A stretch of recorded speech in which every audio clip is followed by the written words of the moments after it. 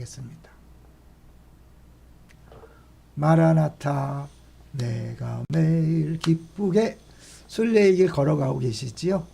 오늘은 마귀와 옛사람을 이기는 최상의 방법은 개무시다.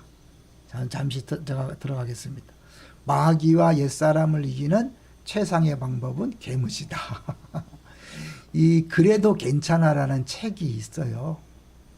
이 선교사님이 쓰신 책인데, 선교지에 갔을 때 그 자녀가 원주민 아이들 때문에 왕따를 당해갖고 아이가 막 극심하게 방황을 하게 된 거죠. 그러면서 자포자기하고 심지어는 칼로 자해까지 하는 그런 심각한 상황이 된 거예요. 그러니까 뭐 선교사님이 선교가 불가능한 거예요. 그래서 하나님 앞에 이제 간절히 기도했는데 하나님이 음성을 들려줬대요. 그러면서 로마서 4장을 기억나게 하시면서 내 아이를 회복시킬 거다. 그러면서 네가 믿으면 하나님의 영광을 보리라.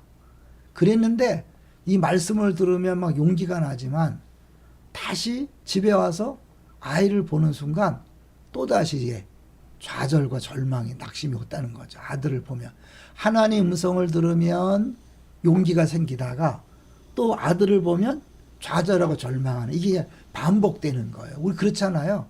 하나님 말씀을 들을 때 막 용기가 있다가 현실을 보면 또다시 좌절하고 절망하는데, 이제 그래서 하나님 앞에 이제 다시 기도했다는 거죠.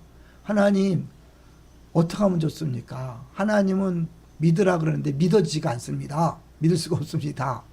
그랬더니 이 하나님께서 이렇게 말씀하시더래요. 내 아이가, 잘 보세요. 내 아이가 변화되지 않는 이유는 너의 두려움 때문이다. 왜 나를 신뢰하지 못하느냐? 내가 믿으면 하나님의 영광을 볼 것이다. 근데 현실을 보고 자꾸 두려워하니까 나를 신뢰하라 그런 거죠.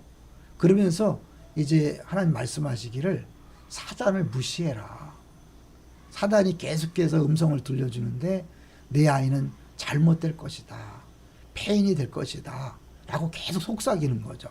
그것에 대해서 그 음성을 무시하라. 하나님이 그렇게 말씀했다는 거죠. 너는 내 음성보다 사단의 소리에 너무 귀를 기울인다. 그 사단을 무시하라는 말씀을 듣고요. 그 다음에 이제 그랬다는, 실제로 사단아 물러가라. 그러면서 너는 절대로 내 아들에게 손을 대지 못한다. 라고 하면서 선포하면서 기도했다는 거예요. 이제 그러면서 이제 두려움이 조금씩 사라지기 시작했다는 거죠. 근데 중요한 것은요, 이 부모님의 마음속에서 두려움의 30%가 없어지니까 아들이 30% 변하고, 두려움의 50%가 변하니까 아들이 50% 변하고, 이 부모가 두려움에서 완전히 해방되었을 때 아들도 회복되었다는 그런 내용을 책에 쓴 거예요. 참 놀랍죠? 그러니까 우리는 자꾸 자녀의 변화를 위해서 또 환경의 변화를 위해서 기도하고 하지만 하나님이 볼 때는 문제 해결책은 나와 하나님과의 관계에 있다는 거죠. 그러기 위해서는 끊임없이 그 사단의 음성에 귀를 기울이는 것이 아니라 주의 말씀에 귀를 기울이는 거죠. 그리고 믿음으로 이렇게 선포하며 나아가는 거죠. 이 부모님 마음속에 그리스도의 평강이 딱 마음을 지배하니까요. 근데 그때부터 하나님께서 이 아들에게 적절한 말을 할 수 있도록 지혜를 주더랍니다. 그래서 필요에 따라 적절한 위로도 주고 적절한 꾸중도 할 수 있는 지혜가 생겨서 하나님이 마음껏 일하심을 경험할 수 있었다는 거죠. 저는 이것을요, 이제 우리 마귀의 일반적인 전략으로 우리가 생각하셔야 돼요. 마귀는 계속해서 우리를 거짓말로 속이잖아요. 거짓말로. 넌 안 돼. 내 자녀는 끝났어. 너는 기도해봐야 소용도 없어. 어제도 우리 이제 성맥을 하는데 집사님 한 분이 성경을 많이 아는데 자기가 안 변한 것에 대하여 너무 절망이 되더라는 거죠. 근데 여러분 기억하셔야 돼요. 우리 옛사람은요, 절대 변하지 않습니다. 그거 아세요? 왜냐면 옛사람은 죽었잖아요. 죽은 송장이 어떻게 변하겠어요? 그러니까 우리는 잘못 알고 있으면 내가 막 기도하면 옛사람이 변화돼서 유혹도 없고 또 막 짜증도 안 나고 분노도 안 생길 거라고 착각을 하죠. 아니에요. 옛사람은 우리가 죽을 때까지, 이 몸을 벗을 때까지 계속해서 동일하게 우리를 괴롭힐 것입니다. 그럴 때마다 어떻게 해요?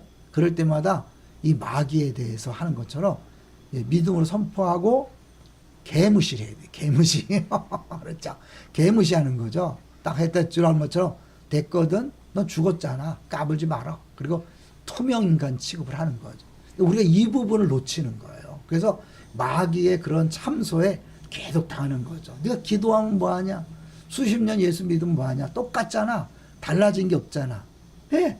내 옛사람은 달라진 게 없지만 그러나 내 안에 그리스도가 옛날에는 5%만 드러났다면 지금은 10%, 20% 계속해서 그 예수님이 드러나심이 늘어나고 있거든요.